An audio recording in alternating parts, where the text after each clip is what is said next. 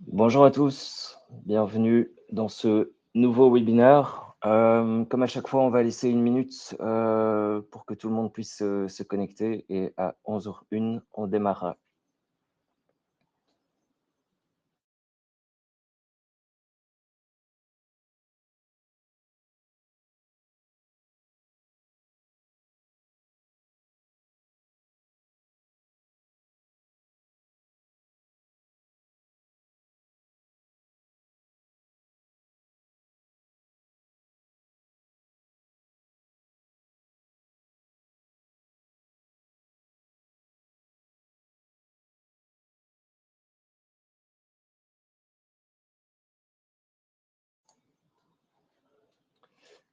Voilà, 11h01, on démarre. Ravi de vous retrouver dans ce nouveau webinaire dont le sujet est très simple et très explicite, en tout cas au niveau du titre. Donc, comprendre l'assurance cyber. Vous l'aurez deviné, l'objectif principal est de revenir sur le fonctionnement de l'assurance cyber, ce qui est inclus dans une bonne police d'assurance cyber. Yara, ma collègue qui se présentera, refera aussi un petit historique sur l'évolution de l'assurance cyber. N'hésitez pas à poser des questions dans l'onglet réservé à ça, questions, donc en bas de l'écran. On a du temps, donc n'hésitez pas à poser beaucoup de questions. Je crois que le sujet intéresse pas mal de monde aujourd'hui. On est nombreux, donc c'est l'occasion de profiter aussi de la présence de Yara pour poser toutes vos questions. Voilà, donc pour ceux qui ne me connaissent pas encore, j'ai le plaisir de représenter Stoic en Belgique francophone. Donc je suis responsable de la relation avec nos partenaires courtiers et je laisse ma collègue Yara se présenter. Oui, donc bonjour à tous, je m'appelle Yara, je suis responsable de la souscription chez Stoic côté France et Benelux. Et j'accompagne Christophe aujourd'hui plus sur les questions purement assurantielles et textes. Merci Yara. Donc à l'agenda plus précisément, comme à chaque fois, on refera un petit point sur les dernières évolutions chez Stoic et en Belgique en particulier. Et puis, comme je l'indiquais, Yara reviendra un peu sur l'évolution de l'assurance cyber sur le marché. On reviendra naturellement sur le contenu d'une bonne assurance cyber et aussi sur les différents éléments qui vont nous distinguer du reste du marché. Et puis, on réinsistera sur le modèle très spécifique de Stoic qui est de mettre en amont de l'assurance un maximum de remparts pour protéger les entreprises et avoir un alignement des intérêts dans la mesure où ça protège en même temps les entreprises et ça protège aussi d'une certaine façon Stoic en tant qu'assureur parce que tous ces remparts qu'on met en amont de l'assurance aident à mieux maîtriser le risque et éventuellement à limiter l'importance des indemnités qu'on est amené à payer.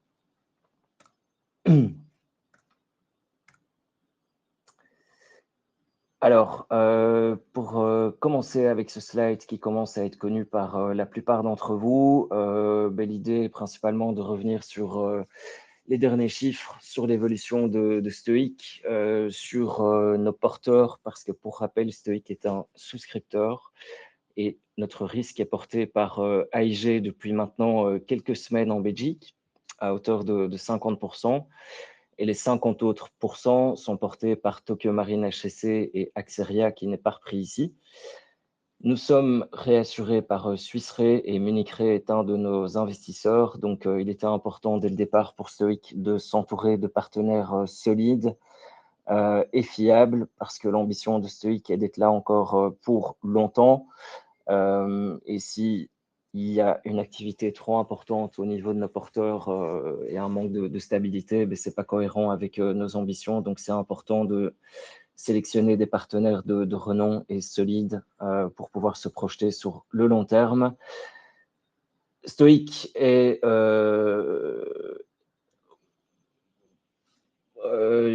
équipé, accompagné par 170 collaborateurs aujourd'hui, donc répartis dans les 7 pays européens dans lesquels on est déployé.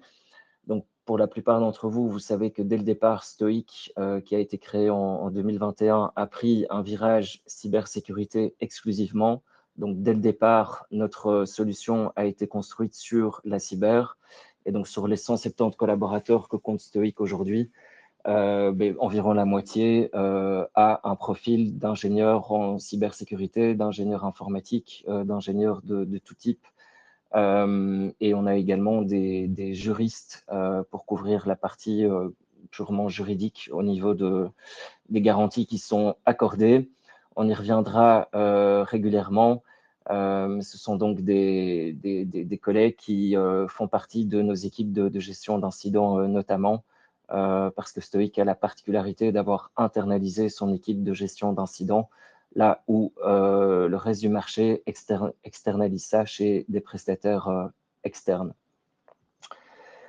On assure aujourd'hui un peu plus de 13 000 entreprises en Europe, un peu plus de 440 en Belgique aujourd'hui. Donc, pour rappel, Stoic a été lancé en Belgique en septembre 2025, donc ça fera bientôt 1 an.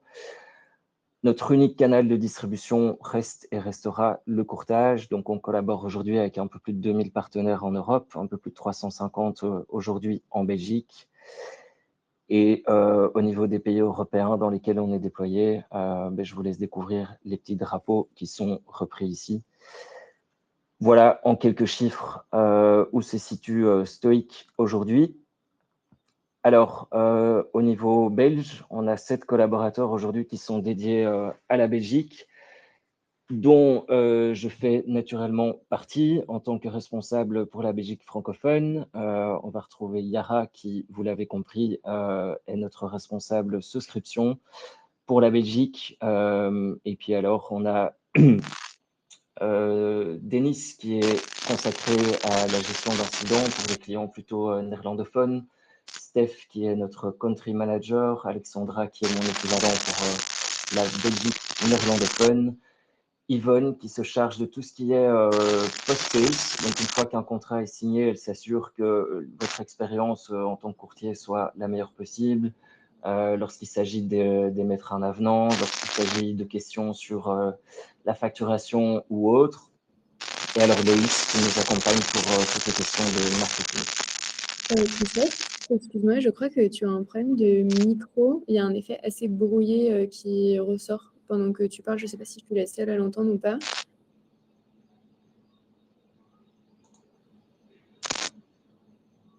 Oui, du coup, il y a des personnes dans le chat qui confirment. Ok.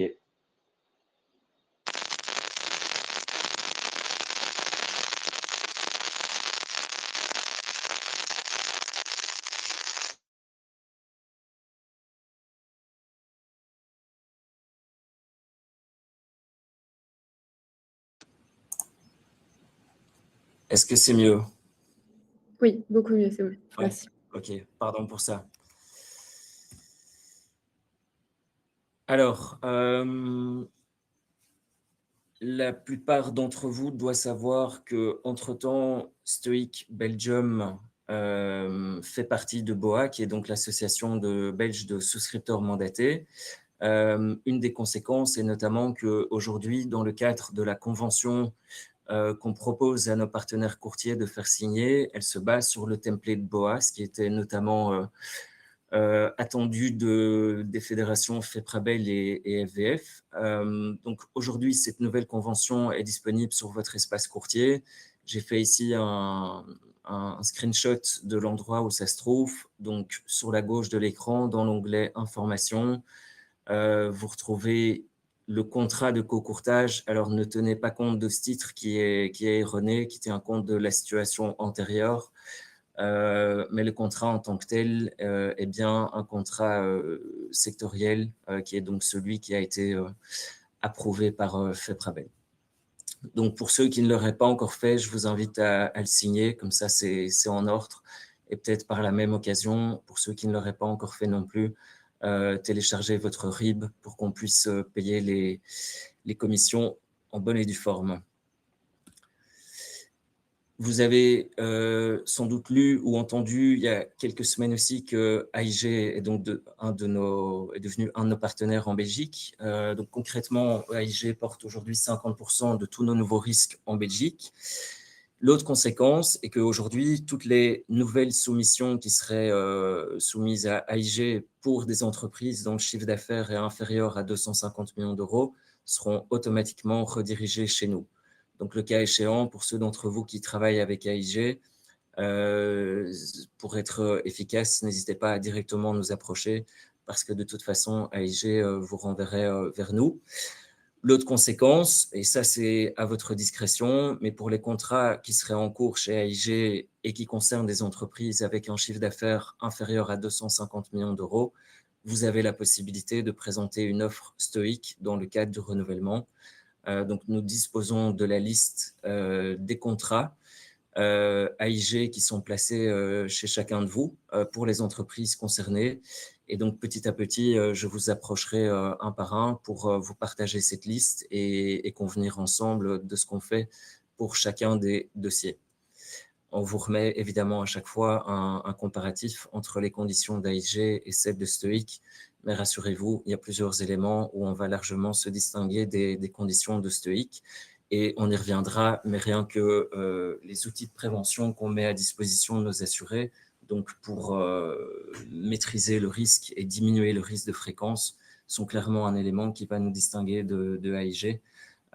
Donc, on le redira souvent aussi, mais Stoic se veut un assureur actif, proactif, donc pas uniquement proposer une bonne police d'assurance, mais aussi mettre à disposition des outils et des experts pour maîtriser le risque cyber. Voilà, je laisse la main à Yara. Super, merci beaucoup Christophe. Donc, comme je vous l'indiquais un peu en introduction, moi, je vais axer vraiment mon propos d'aujourd'hui essentiellement sur le sujet de l'histoire de l'assurance cyber, des garanties, des déclencheurs, de comment est-ce que Stoic aussi vient potentiellement un peu se distinguer. Donc déjà, sur le sujet de l'histoire de l'assurance cyber, peut-être un petit propos introductif une fois de plus. Donc, on est côté assurance cyber dans ce qu'on appelle un marché mouvant. La raison pour laquelle on parle de marché mouvant, c'est parce que l'assurance cyber a pris beaucoup de temps, je pense, à être appréhendée par les acteurs qui sont spécialisés dans le domaine, mais pas uniquement parce qu'ils n'ont pas eu la volonté dès le départ de créer une grosse spécialisation sur le sujet, mais parce que la cybersécurité est ce qu'on appelle un risque mouvant et ce qu'on appelle surtout un risque volatile. Ce qui signifie en gros que l'approche que j'ai de l'assurance cyber dans l'immédiat et l'approche que j'ai de la cybersécurité dans l'immédiat n'est pas censée être celle que j'aurai encore dans 1 an ou alors dans 2 ans. Pourquoi ? Parce que les cyberattaques ont la spécificité d'évoluer à travers le temps. On l'a vu par exemple l'année dernière avec l'introduction de l'usage de l'intelligence artificielle à travers les cyberattaques. Ces IA vont faire que s'amplifier à travers le temps et transformer les cyberattaques, ce qui nécessite de la part des acteurs spécialisés en assurance cyber de savoir s'adapter donc à ces évolutions, de bien monitorer justement l'ensemble de l'environnement de la cybersécurité et d'observer d'assez proche l'évolution de ces cyberattaques. Ce qu'on a pu voir au niveau de ce marché mouvant et comment est-ce qu'il s'est introduit. Donc, l'assurance cyber, on a commencé à la voir paraître essentiellement au niveau des US dans les années 2000. Dès 2010, au sein de l'espace économique européen, on a commencé à commercialiser ce produit. Mais en réalité, au niveau de la Belgique, de la France, ce sont des produits qu'on a essentiellement commencé à commercialiser à partir des années 2015. À l'époque, on avait vraiment une approche très light du sujet de l'assurance cyber, c'est-à-dire qu'il suffisait d'avoir un chiffre d'affaires, peut-être un secteur d'activité et encore, pour que des offres assurantielles soient émises. Et pendant très longtemps, les assureurs ont pensé qu'il s'agissait d'une ligne de business sur laquelle ils pouvaient constituer énormément de revenus sans trop payer de sinistres, ce qui fait que les assureurs de l'époque qui accordaient de la capacité étaient prêts à déployer 5 millions, 10 millions, 15 millions, 20 millions, voire même beaucoup plus sur un seul et même programme, sans demander trop d'exigences au niveau du niveau de sécurité attendu sur l'entreprise. Il suffisait vraiment d'un chiffre d'affaires et rien de plus. Ce qui était encore plus grave à ce moment-là, c'est que les offres assurantielles en assurance cyber qui sortaient, elles ne concernaient pas beaucoup de PME, elles ne concernaient pas vraiment de TI non plus, elles concernaient essentiellement de très grands groupes qui, pour le coup, étaient particulièrement exposés en assurance, enfin en cybersécurité, pardon, en cas de survenance de cyberattaque. Et le constat a été assez rapide puisque, comme je vous l'ai dit, nous, en France et en Belgique notamment, on a commencé beaucoup à commercialiser ce produit-là à partir de 2015.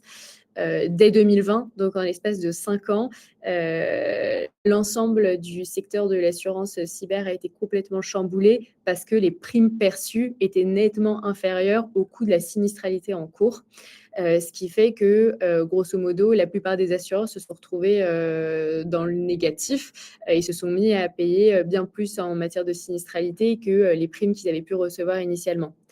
Et ça a été la conséquence de quoi? C'était la conséquence du fait d'émettre des offres assurantielles essentiellement basées sur un chiffre d'affaires d'une entreprise et pas forcément sur son niveau de sécurité. Ça a été aussi la conséquence d'avoir émis des capacités beaucoup trop importantes sur un seul et même programme assurantiel. Et je pense que ça a été aussi la conséquence de ne pas avoir de mutualisation au sein de son portefeuille.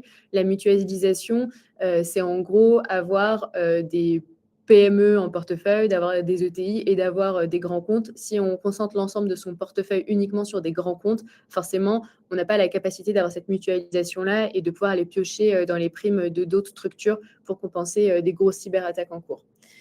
Donc, ce qui s'est passé à l'époque, malheureusement, je pense, c'est que beaucoup d'assureurs traditionnels se sont menés eux-mêmes à leur propre perte, mais beaucoup se sont quand même maintenus à ce moment-là dans le secteur de l'assurance cyber.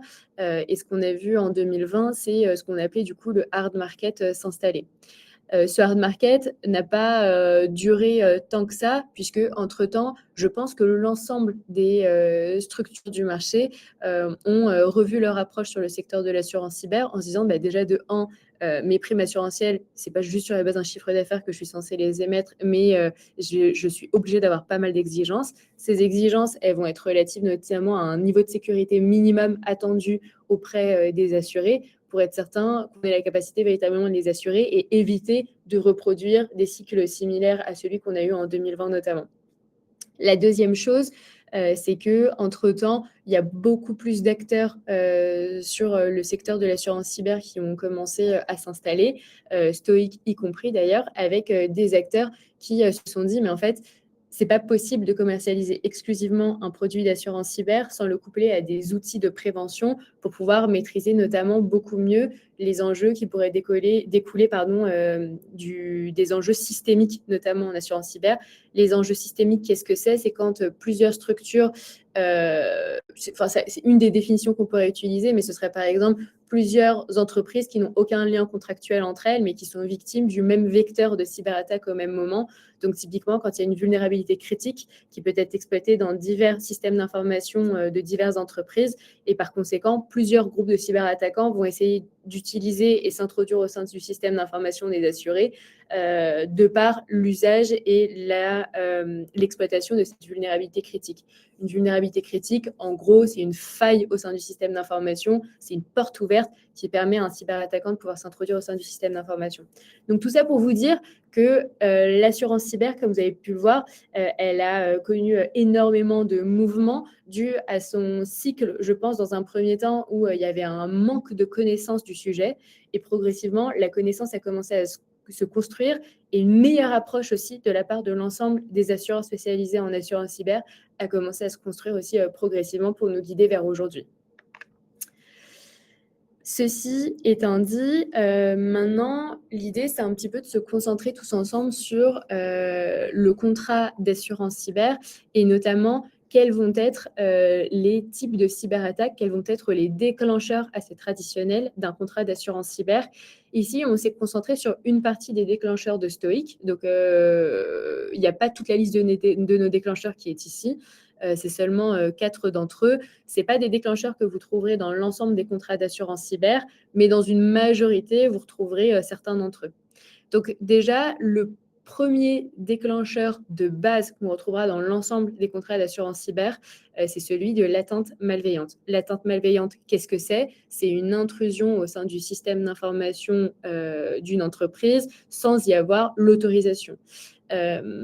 Donc, le type d'atteinte malveillante qui est le plus connu de tous, je pense aujourd'hui, c'est clairement celui du rançongiciel, parce que ce sont les cyberattaques auxquelles on a fait le plus face, nous, dans le secteur de l'assurance cyber. Pourquoi?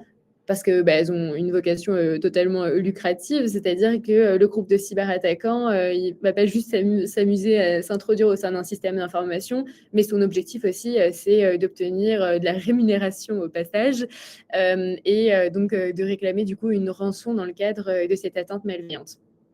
Les atteintes malveillantes, comme je vous le disais, ne sont pas le seul type de vecteur de cyberattaque qu'on peut voir. Il y en a plein d'autres qui sont couverts aussi au titre des contrats d'assurance cyber.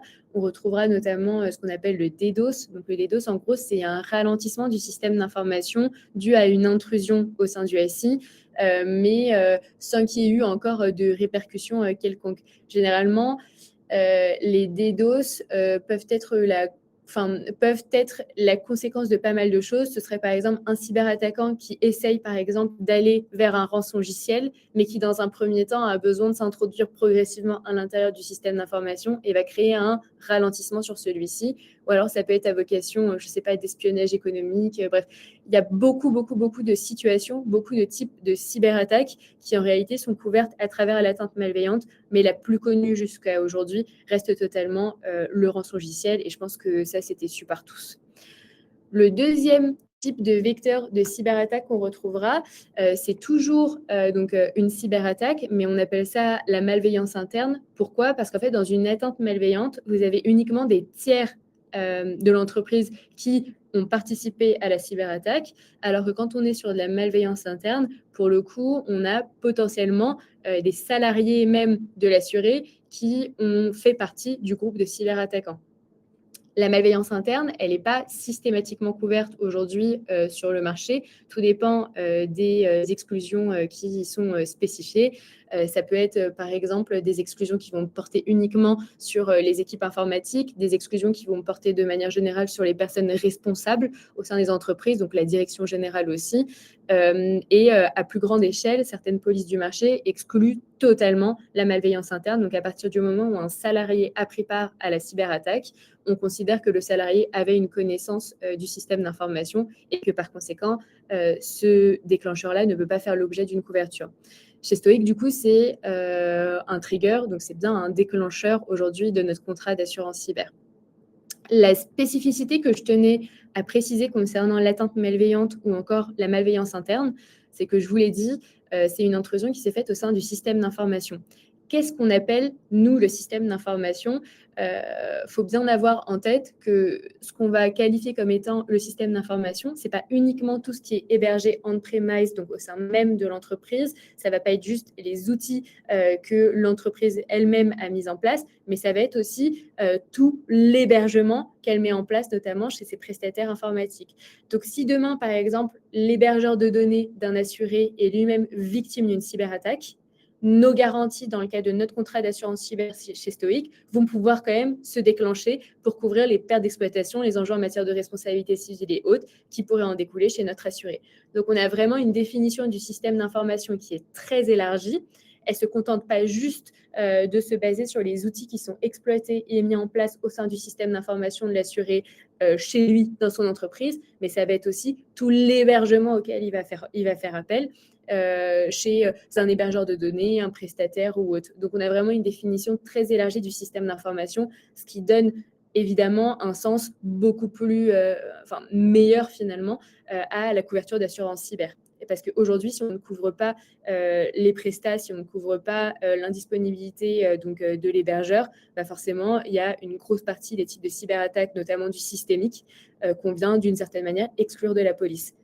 Donc chez nous, c'est bien couvert. Les deux derniers déclencheurs sur lesquels on tenait un peu à insister aujourd'hui, il va y avoir celui donc, du coup, de l'erreur humaine. L'erreur humaine, qu'est-ce que c'est? Ça va être, par exemple, une erreur de programmation et en fonction de la police d'assurance sur laquelle vous allez être, cette erreur de programmation, elle peut être commise uniquement par l'assuré lui-même, donc par son équipe informatique à lui, ou alors, en fonction de la police dans laquelle on se positionne, on peut avoir aussi les prestataires informatiques qui auraient eux-mêmes commis cette erreur de programmation.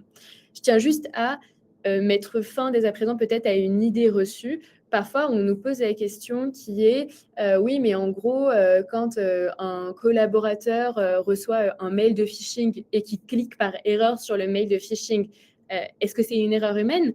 Non, ce n'est pas du tout une erreur humaine, pas au sens de la définition, en tout cas qu'on y retrouve à l'intérieur des contrats d'assurance cyber, c'est bien une atteinte malveillante et ce sera bien couvert au titre d'une atteinte malveillante puisqu'on a bien un tiers qui cherche à s'introduire au sein du système d'information de l'assuré sans y être autorisé. Mais de toute façon, effectivement, cliquer sur un mail de phishing et renseigner du coup ses identifiants et prendre le risque du coup d'avoir une intrusion au sein du SI fait bien partie des déclencheurs couverts au titre d'une police d'assurance cyber.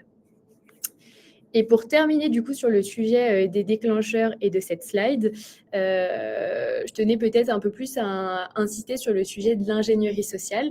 Donc l'ingénierie sociale, là, c'est un peu une couverture niche parce que vous n'allez pas du tout la trouver dans tous les contrats d'assurance cyber.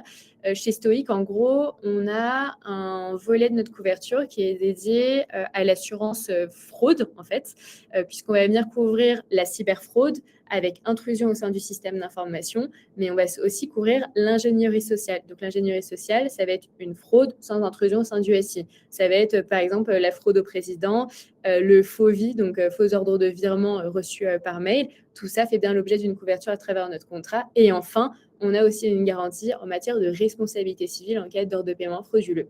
Je vais entrer un peu plus dans le détail juste après, mais en gros, ce qu'on appelle l'ingénierie sociale, ce serait la fraude traditionnelle, sans intrusion au sein du SI, qui aujourd'hui fait l'objet d'un rachat, donc d'une couverture à travers le contrat d'assurance cyber de Stoic notamment. Donc, ceci étant dit, sur les déclencheurs, je pense que vous les avez en partie, au moins sur le sujet de l'atteinte malveillante. Évidemment, c'est la base même d'un contrat d'assurance cyber. La malveillance interne, pas systématiquement. L'erreur humaine, il faut quand même se méfier du périmètre qui est couvert à travers les définitions. Et enfin, on aura le sujet de l'ingénierie sociale qui, pour le coup, là, est assez niche et que vous retrouverez que très rarement à l'intérieur des contrats d'assurance cyber. Chez Stoic, du coup, peut-être avant de se concentrer sur le contrat d'assurance Stoic, je tenais à vous redonner une vision globale de comment est-ce que va se structurer un contrat d'assurance cyber. Donc, quel que soit le contrat d'assurance cyber dans lequel vous allez vous le lancer, je pense que la structure là, que vous voyez à l'écran, si vous avez déjà vendu au moins une police d'assurance cyber, est une structure que vous connaissez très bien. Un contrat d'assurance cyber, ça a vocation à proposer de l'assistance et de la gestion de crise, ça a vocation à proposer des garanties de dommages et enfin, ça a vocation à proposer des garanties en matière de responsabilité civile. Jusque-là, on est juste sur une structure totalement traditionnelle, totalement classique. Mais chez Stoic, on fait beaucoup plus que ça. On n'a pas 3 parties à l'intérieur de notre police d'assurance cyber, mais on a 5 parties aujourd'hui qu'on met à disposition de nos assurés. Donc, en gros, la première partie qu'on met à disposition de nos assurés aujourd'hui, c'est celle des solutions de prévention. En gros, on a 4 outils de cybersécurité qu'on appelle des outils de prévention qu'on met à disposition gratuitement de l'ensemble de nos assurés aujourd'hui. Et si mise en place de ces outils, l'assuré bénéficie de moins 25% sur sa franchise en cas de survenance de sinistre. La raison pour laquelle ces outils sont mis à disposition gratuitement aujourd'hui de l'ensemble de nos assurés, c'est parce que ça nous permet d'avoir une bien meilleure maîtrise des sinistres systémiques à l'échelle de notre portefeuille, puisque ça nous permet de pouvoir maîtriser les risques systémiques qui découleraient de l'exploitation de vulnérabilités, donc de failles au sein du système d'information à très grande échelle. Donc, grâce à ce meilleur monitoring, chez Stoic, on a moins de sinistralité en fait, qu'un acteur traditionnel du secteur de l'assurance. Et en dehors même de la maîtrise du systémique en lui-même, on maîtrise en fait n'importe quel risque qui pourrait découler justement de l'exploitation d'une vulnérabilité. Parce qu'en gros, les 4 outils qui vont être mis à disposition sont, comme je vous l'ai dit, donc, des outils de prévention. Un premier outil qui correspond à un scan de vulnérabilité externe, où en gros, on va venir scanner les portes disponibles depuis l'extérieur de l'entreprise. On a 2 scans de vulnérabilité interne. Ce sont des scans du coup, qui vont venir détecter les vulnérabilités au sein du système d'information de l'assuré en fonction de l'environnement sur lequel il est. Donc, ça va scanner soit son environnement cloud, soit son environnement Active Directory. Je n'entrerai pas plus dans les détails, mais sachez en gros qu'il y a 2 scans de vulnérabilité interne aussi qui sont mis à disposition. Et enfin, on a ce qu'on appelle un outil de prévention pour le phishing. Donc, ça va être en gros de la prévention phishing où il y a des mails qui vont être envoyés aux collaborateurs. Et si le collaborateur clique dessus, il atterrira sur de la prévention et donc une petite explication pour lui dire pourquoi est-ce qu'il ne doit pas cliquer sur ce type de mail et comment mieux gérer ce type de sollicitation. Donc aujourd'hui, ces 4 outils de prévention ont beaucoup d'intérêt. On a beaucoup d'assurés en portefeuille qui choisissent notre assurance cyber du fait de ces outils de prévention qui leur sont mis à disposition, soit parce qu'ils ne les ont pas initialement et que du coup, ça peut constituer un coût externe pour eux, soit à l'inverse, parce qu'ils sont totalement fans en fait, de cette approche, de se dire, en fait, je ne suis pas juste face à un assureur qui veut assurer des pertes d'exploitation ou alors un risque in fine, mais je suis face à un assureur qui a de l'intérêt pour la prévention du risque avant même d'atterrir sur l'assurabilité de celui-ci in fine. Et c'est pour ça, grâce à ce meilleur monitoring des risques systémiques et des risques qui pourraient découler de l'exploitation d'une vulnérabilité chez un seul et même assuré, qu'on propose moins 25% sur la franchise en cas de mise en place de ces outils-là. Les autres piliers du coup de notre police, ça va être évidemment, comme chez tous les assureurs, l'assistance et la gestion de crise, les garanties dommages, la responsabilité civile et enfin, on a un dernier pilier qui a trait à la protection juridique. Aujourd'hui, l'un de nos porteurs de risque est un porteur de risque qui nous permet de mettre à disposition des garanties en matière de protection juridique à l'intérieur de notre police d'assurance cyber, ce qui permet de pouvoir accorder quelques garanties annexes que vous ne retrouveriez pas du tout initialement à l'intérieur d'un contrat d'assurance cyber tradit. Les 4 piliers principaux, et si on peut revenir finalement sur une couverture qui se distingue vraiment du reste à l'intérieur de chacun d'entre eux, si on insiste déjà sur la gestion de crise, chez Stoic, on est très différent de la concurrence sur le sujet parce qu'en fait, on a une équipe de réponse à incident qui aujourd'hui est 100% internalisée. Et qu'est-ce que ça veut dire? C'est qu'en fait, notre équipe, elle a la capacité de pouvoir accompagner les assurés aujourd'hui sur des sinistres avérés, mais aussi sur des simples soupçons de cyberattaque. Donc, on a beaucoup d'assurés qui nous contactent exclusivement sur de la levée de doute et qui le font autant qu'ils le souhaitent, puisque ces garanties-là, à travers l'assistance et la gestion de crise, sont accordées sans franchise et au plafond de garantie. Donc, il n'y a pas de sous-limite appliquée sur l'assistance et la gestion de crise. Le deuxième gros volet qu'on retrouvera à l'intérieur de notre police, évidemment, c'est celui des garanties de dommages, comme je le disais tout à l'heure. Et la garantie, évidemment, qui viendra se distinguer, ce sera celle de la couverture de la perte d'exploitation. Mais là, jusque-là, c'est assez traditionnel, mais c'est essentiel parce qu'il s'agit d'un des coûts les plus critiques en cas de survenance de cyberattaque. À travers la responsabilité civile, on aura notamment la garantie en matière de responsabilité civile en cas de fuite de données qui est assez essentielle, qui évidemment est comprise à l'intérieur de notre offre. Et enfin, on a tout ce volet dédié à la cyberfraude, je vous l'ai dit tout à l'heure, mais on a un volet qui se décompose en plusieurs garanties sur la partie cyberfraude, avec de la fraude externe couverte, donc de la fraude au président, de la fraude interne, avec intrusion au sein du système d'information et remplacement du RIB A par un RIB B, par exemple, de la part d'un cyberattaquant. Et enfin, on a de la responsabilité civile en cas d'ordre de paiement frauduleux aussi qui est intégrée à l'intérieur de notre offre. Maintenant, pour avoir une vue très détaillée et d'ensemble de la plupart de ces garanties, c'est une liste non exhaustive du coup qu'on vous met à disposition, mais ça vous permet d'avoir une vision à grande échelle, disons, de toutes les garanties qu'on aura à l'intérieur de notre contrat d'assurance cyber. Sur la partie outils et scan, comme je vous le disais, donc les 4 outils de prévention qu'on met à disposition de l'ensemble de nos assurés. Sur la partie assistance et gestion de crise, là où aujourd'hui Stoic se distingue également le plus grâce à son équipe de réponse à incidents internalisés, ça va être évidemment un expert cyber, un expert juridique, un expert en communication de crise et autres qui peuvent être mis à disposition de l'assuré. Sur la partie dommages, on couvrira évidemment les pertes d'exploitation, mais aussi toutes les conséquences de la rançon, du rançongiciel, telles que la rançon en elle-même, telles que évidemment la reconstruction du système d'information sans aucune sous-limite appliquée justement en dehors du plafond de garantie. Et on aura aussi les garanties en matière de breaking, donc frais de rachat du matériel informatique, qui sont accordés via ce volet dommages. Pour poursuivre sur le sujet de la responsabilité civile, là, de manière assez tradie, on a un peu intégré les garanties qui sont essentielles à avoir, notamment donc, la responsabilité civile en cas d'atteinte aux données, en cas d'atteinte médiatique, en cas d'enquête de la part d'une autorité administrative aussi, si jamais il y a des conséquences en matière de fuite de données. Et enfin, vous avez ce fameux volet protection juridique qui peut être assez intéressant sur certaines garanties. Pour vous donner quelques exemples, via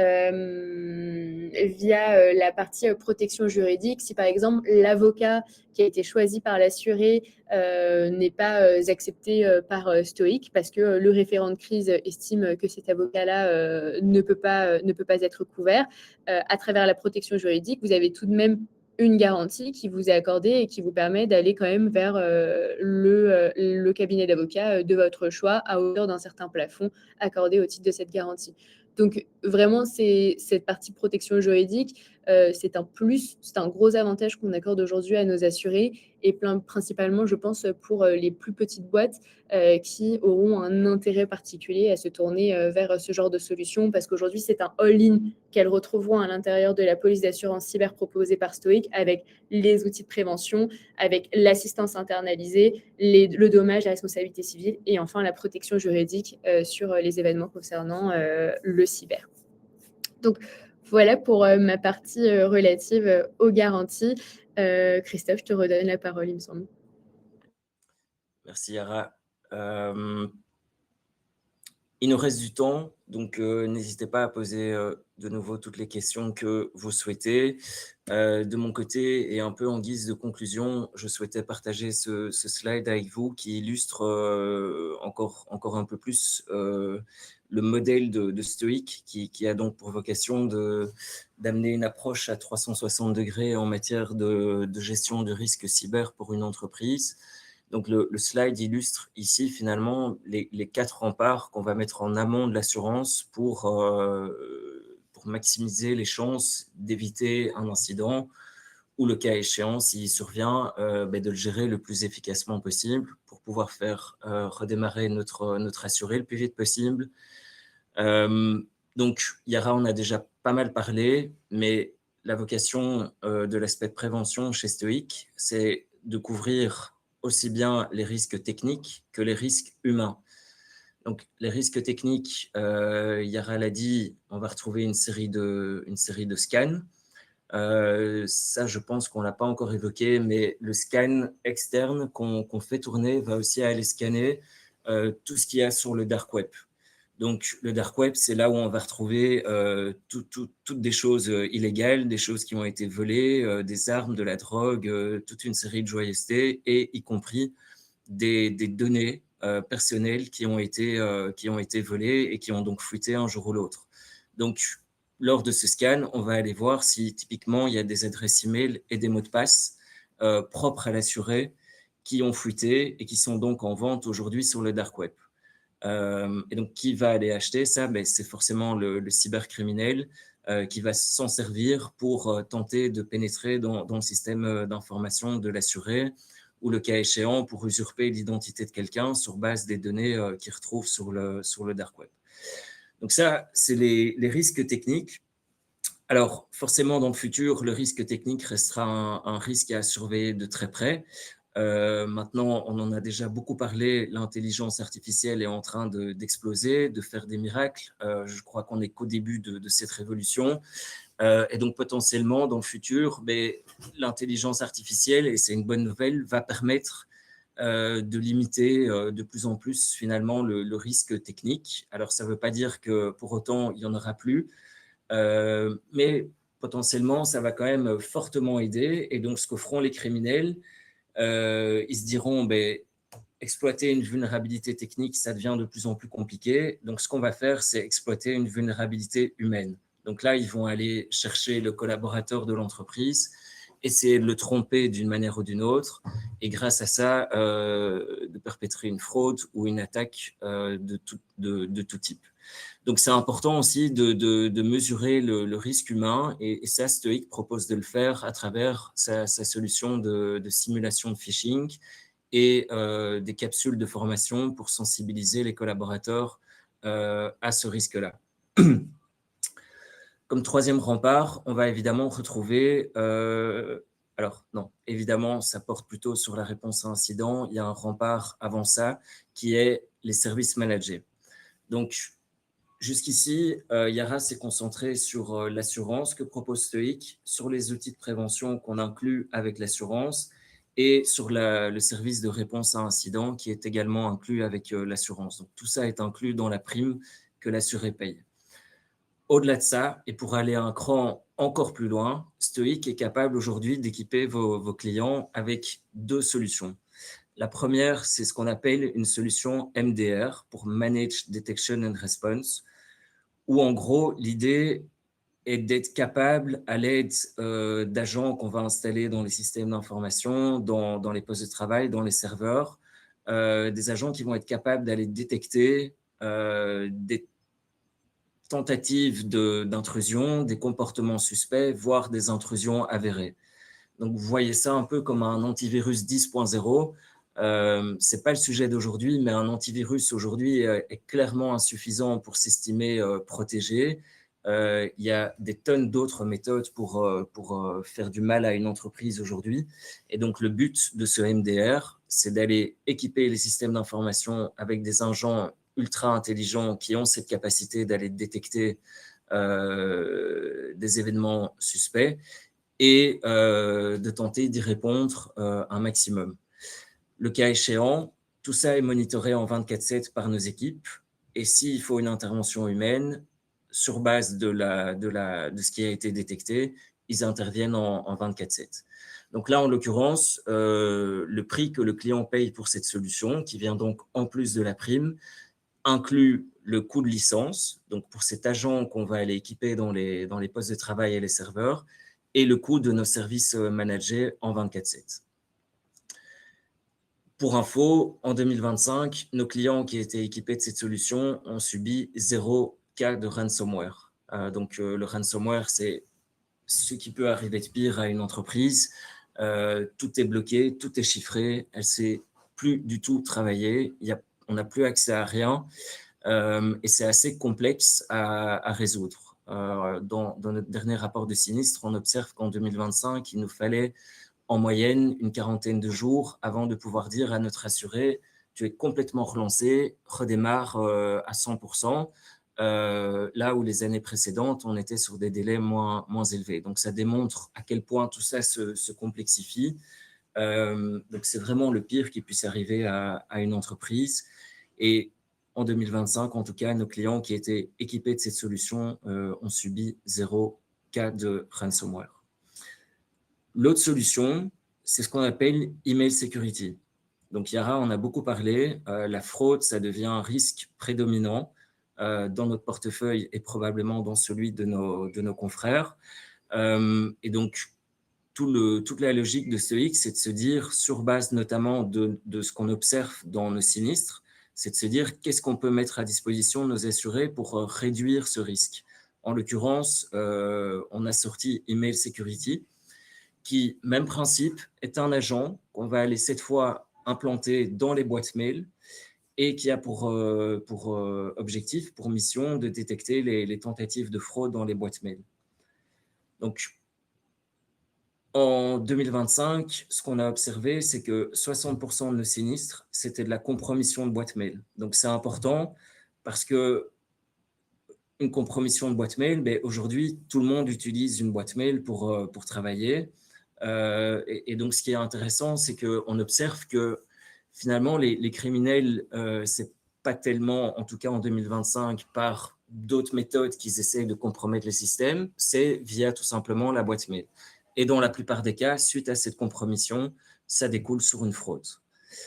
Donc, cet email security a pour vocation d'aller détecter dans les boîtes mail les tentatives de fraude pour éviter que nos clients aillent payer des sommes souvent importantes sur des comptes frauduleux.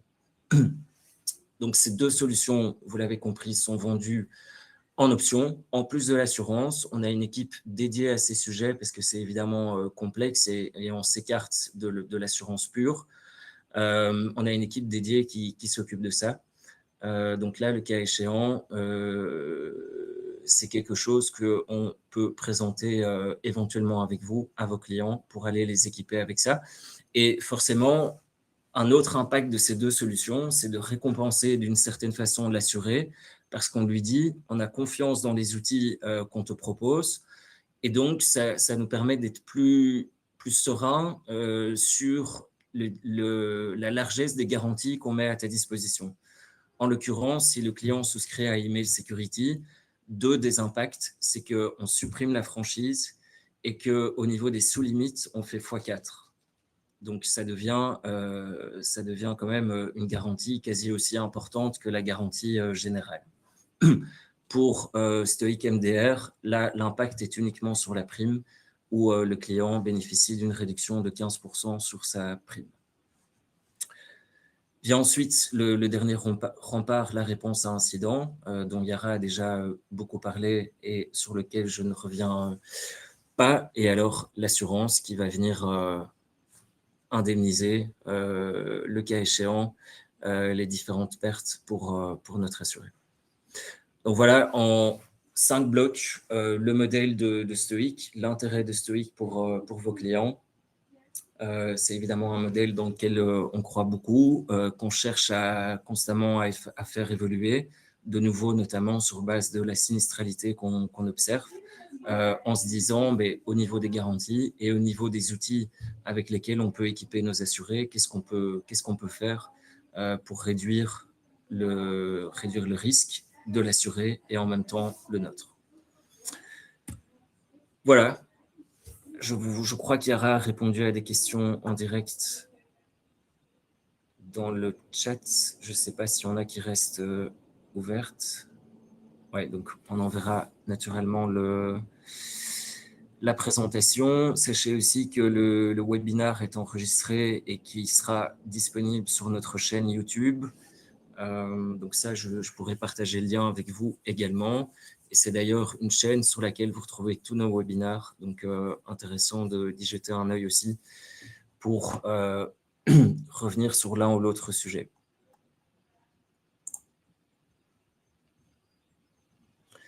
Voilà, je propose de laisser encore 3 minutes, plus s'il faut, pour les éventuelles dernières questions. Et si on n'a pas, on clôturera.